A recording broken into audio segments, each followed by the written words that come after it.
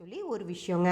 ஜாதகருடைய ராசிக்கு 6வது ராசியாக இருக்கிற ராசியையும் 8வது ராசியாக இருக்கிற ராசியும் சேர்த்தக்கூடாது அப்படின்னு சொல்லி நிறைய ஜோதிடர்கள் இங்கே பாருங்கள், ஜோதிடர்கள் என்ன வேணாலும் சொல்லுவாங்க. நமக்கு அது சரியா தப்பா அப்படின்னு நீங்கள் தான் தெரிஞ்சு வச்சுக்கணுமோ தவிர, ஏன்னா விற்கிறவன் எந்த பொருளை வேணால் அவனுக்கு தெரிஞ்சால் போதும், அவன்கிட்ட இருக்கிற பொருளை விற்றுருவான். அதுதான் விற்கிறவனோட வேலை. வாங்குறவங்க தான் நம்ம சரியான பொருளை வாங்குறோமா அப்படின்னு தெரிஞ்சுட்டு வாங்கணும் ஃப்ரெண்ட்ஸ். அது மாதிரி ஒரு ஜாதகத்தில் அதனுடைய 6வது ராசியும் 8வது ராசியும் ஆகாது அப்படின்னு பொதுப்படையாக ஒரு பலன்களை எல்லாரும் சொல்ல மாட்டாங்க. அதாவது கொஞ்சம் படித்த ஜோதிடர்கள் யாருமே இதை சொல்லவே மாட்டாங்க. அதாவது உணரல, ஜோதிடத்தையே உணராத சில ஜோதிடர்கள் தான் இதை சொல்லிக்கிட்டு இருப்பாங்க. இதை நான் சொன்னதுக்காக யார் வேணாலும் என் மேலே என்ன ப்ளேம் வேணாலும் வைக்கலாம். அதை நான் பார்த்துக்கிறேன், எனக்கு அந்த பிரச்சனையை நான் ஃபேஸ் பண்ணிப்பேன். நீங்கள் புரிஞ்சுக்கிட்டா போதுங்க. அதாவது ஒரு ராசிக்கு அதனுடைய 6வது ராசியும் 8வது ராசியும் ஆகாது அப்படின்னு சொல்லி இப்படி கண்ணில் பார்த்ததுமே அந்த பேப்பரை தள்ளி வைக்கிறது மகா மகா மகா தப்பான ஒரு விஷயங்க.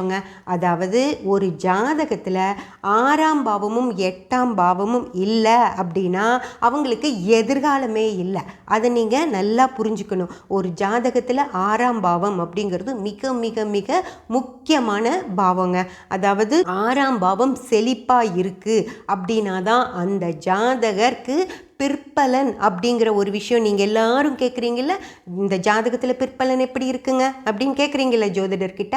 அந்த பிற்பலனை நீங்கள் எந்த இடத்துல பார்ப்பீங்க? 6ஆம் பாவத்தில் தான் பார்க்க முடியும். ஒரு ஆணோ அல்லது ஒரு பெண்ணோ எப்படி வேலை செய்வாங்க அப்படிங்கிற விஷயத்த, அவங்களுடைய திறமை என்ன அப்படிங்கிற விஷயத்த, அவங்களால யாரை வச்சு வேலை வாங்க முடியும் அப்படிங்கிற விஷயத்த, ஒரு குழுவை அவங்க கையில் கொடுத்தா அவங்க அந்த குழுவை வழிநடத்த முடியுமா அப்படிங்கிற விஷயத்த நீங்கள் 6ஆம் பாவத்தை வச்சு மட்டும்தாங்க பார்க்க முடியும். அதே போல் 6ஆம் பாவத்தில் தான் நோய் அப்படிங்கிற விஷயம் இருக்குது.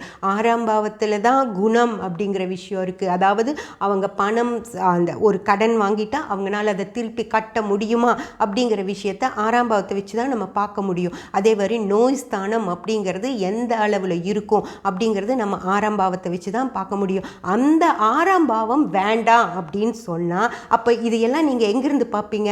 பிற்பலன் அப்படிங்கிற ஒரு விஷயத்தை நீங்கள் எங்கிருந்து எடுப்பீங்க? கொஞ்சம் கூட அதை பற்றியெல்லாம் யோசனை பண்ணாமல் ஜாதகம் கொண்டு வந்து கொடுக்குறவங்க கிட்ட 6ஆம் பாவம் 8ஆம் பாவம் சும்மா இப்படி ஜாதகத்தை தள்ளி விடுறீங்களே. இந்த காலத்தில் ஒரு பொண்ணுக்கோ ஒரு பையனுக்கோ ஒரு பொண்ணையோ பையனையோ பார்த்து வைக்கிறதுங்கிறது எவ்வளோ கஷ்டமான விஷயம் தெரியுமா?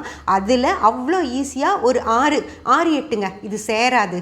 என்னங்க இப்படி ஒரு இது எப்போ இது மாறும்? சரி, 6ஆம் பாவத்தை பார்த்துட்டுமா, 8ஆம் பாவத்தை பார்க்கலாம். 8ஆம் பாவம் அப்படிங்கிறதுலாம் ஒரு அதிர்ஷ்டம் அப்படிங்கிற விஷயமே இருக்குது. ஒருத்தருடைய வாழ்க்கை எப்படி இருக்கும் அப்படிங்கிறத உங்களுடைய 8ஆம் பாவத்தை பார்த்து தான் முடிவே பண்ண முடியும். ஒரு 8ஆம் பாவம் இல்லை அப்படின்னு வச்சுக்கோங்களேன், அவங்களுக்கு என்னென்ன தப்புகள் தவறுகள் நடக்கும் அப்படின்னு நம்மளால் தெரிஞ்சிக்கவே முடியாதுங்க. 8ஆம் பாவம் ஒரு ஜாதகத்தில் இல்லை அப்படின்னா அந்த ஜாதகம் தூக்கி போட வேண்டிய ஜாதகம். 8ஆம் பாவத்தை பார்க்காம எதுவுமே செய்ய முடியாது. அது கூட நமக்கு புரியாமல் 6 8 வேண்டான்னு சொல்லிட்டீங்கன்னா உங்கள் ஜாதகத்துலேருந்து 6 8 போயிடுமா? எங்கெங்கே போகும் 6 8? சரி, பரவாயில்ல, இதை நான் சொல்லணும் அப்படிங்கிறதுக்காக சொன்னேன்.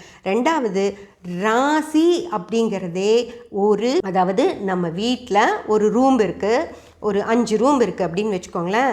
அந்த 5 ரூமை நீங்கள் எப்படி மென்ஷன் பண்ணுவீங்க? ஹால் அப்படின்னு சொல்லுவீங்க, அதாவது வரவேற்பறை. அடுத்தது பெட்ரூம்ஸ் அப்படின்னு சொல்லுவீங்க, படுக்கை அறை. அடுத்தது பாத்ரூம்னு ஒரு இடம் இருக்கும், அப்புறம் கிச்சன்னு ஒரு இடம் இருக்கும். நீங்கள் ஒரு ஆளை வேலைக்கு வைக்கிறீங்கன்னு வச்சுக்கோங்களேன், ஒரு சமையல் ஆளை வேலைக்கு வைக்கிறீங்க.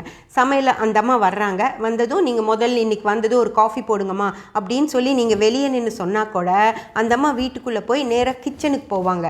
ஏன்னா சமையல் ஐட்டம்ஸ் அப்படிங்கிற விஷயங்கள் எல்லாமே கிச்சனில் தாங்க இருக்கும். ஒரு பால் இருக்கும், காஃபி தூள் இருக்கும், சர்க்கரை இருக்கும், அடுப்பு இருக்கும். அடுப்பில் வச்சு செய்ய ஒரு பாத்திரம் வந்து கிச்சனில் தான் இருக்கும். அந்த சமையல்காரம்மா முதல்ல வீட்டுக்குள்ளே வந்தாலும் பெட்ரூம்குள்ளே போக மாட்டாங்க காஃபி போடுறதுக்கு, இல்லை சாமி ரூம்குள்ளே போக மாட்டாங்க காஃபி போடுறதுக்கு. நேராக கிச்சனுக்குள்ளே தான் போவாங்க.